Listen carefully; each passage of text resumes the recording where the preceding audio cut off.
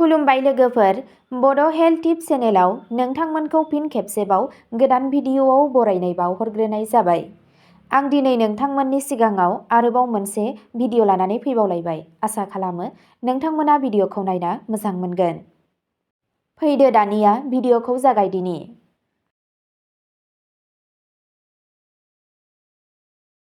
जेब्ला नोंथांनि उदैयाव एम्फौ एबा कृमि थायो, अब्ला मोन 6 लैखोनफोरा नुजायो।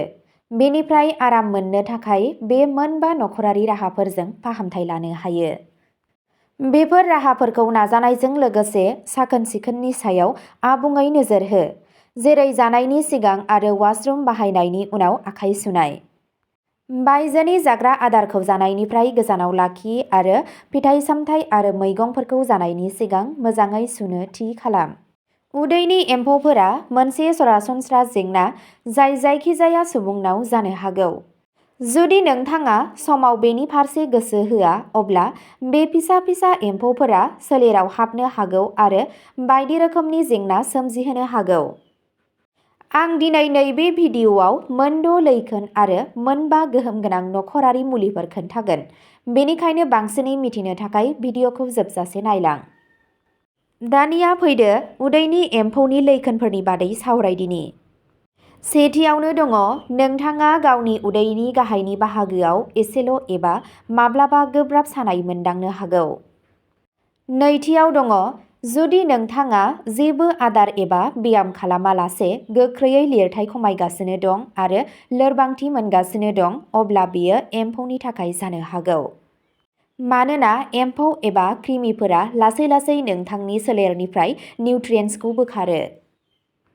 थामथियाव दङ खायसे सुबुंनि उदैयाव एम्फौ जायोब्ला गोबां उखैनाय मोनो आरो खायसेया एसेबो उखैनाय मोना। ब्रैथियाव दङ खिलामायाव माननाय जागायजेनो, सरासनस्रायै हरनि समाव जेब्ला एम्फौफोरा बिदै होनो ओंखारो। बेयो गथ'फोरनाव जोबोद सरासनस्रा। बाथियाव दङ माब्लाबा-माब्लाबा उदैयाव एम्फौ जायोब्ला गोबाल' मोननाय जानो हागौ एबा गोबानाय जानो हागौ। द'थि लैखोनआव दङ उदैयाव थानाय एम्फौफोरा नोंथांनि दोगोन खान्थिखौबो गाज्रि खालामनो हागौ, जायनि जाहोनाव गले-गले डायेरिया जानो हागौ। दानिया फैदो उदैनि एम्फौ एबा कृमिफोरनि थाखाय नखरारि राहा एबा मुलिफोरनि बादै सावरायदिनि। सेथियावनो दङ सामब्राम गुफुर। सामब्राम गुफुरआ मोनसे मिथिंगायारि एन्टि-पेरासिटिक जाय बे जेंनानिफ्राय रैखा मोननो हायो। बे बेलायाव सानफ्रोमबो फुंनि समाव खालि उदैयाव 2 एबा 3 गोथां सामब्राम गुफुरखौ सोबनांगौ। नैथियाव दङ निम बिलाइ। निम बिलाइफोरा एम्फौ बुथारनायाव गोबां गोहोम गोनां। नोंथाङा माखासे निम बिलाइफोरखौ उननानै बेरेमोदैजों जानो हायो। थामथियाव दङ गोथां मुदुमफुल एबा मैथ्रु फिथाइ। मुदुमफुल एबा मुदुमफुलनि बेगरफोरा एम्फौनिफ्राय रैखा खालामनायाव मदद खालामो। बेबादि थासारियाव गोथां मुदुमफुलजों बानायनाय जुस लोंनाय एबा बेगरफोरखौ गोरान खालामनानै उननानै बेरेमोदैजों लोंनांगौ।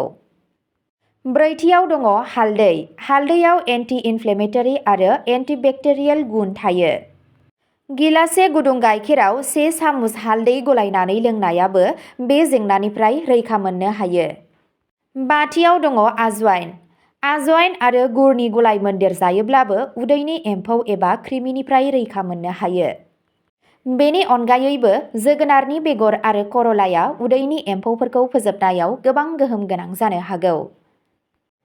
बेफोर राहाफोरखौ नाजानायजों लोगोसे साखोन-सिखोननि सायावबो आबुं नोजोर हो, जेरै जानायनि सिगां आरो वाशरुम बाहायनायनि उनाव जेब्लाबो आखाइ सुनांगौ। स्ट्रिट फुड जानायनिफ्राय गोजानाव थानांगौ आरो फिथाइ-सामथाइ आरो मैगंफोरखौ मोजाङै सुनायनि उनावसो बाहाय। अब्ला दिनैनि भिडिअ'आ बेखिनियावनो जोबबाय। नोंथांमोनहा बेबादिनो देहानि बागै गोदान भिडिअ' नायबाय थानो गोसोब्ला चेनेलखौ साबस्क्राइब खालामनानै लादो आरो भिडिअ'खौ मोजां मोनदोंब्ला अन्नानै लाइक, शेयार आरो कमेन्टबो खालामनानै होलांब्लानो जाबाय।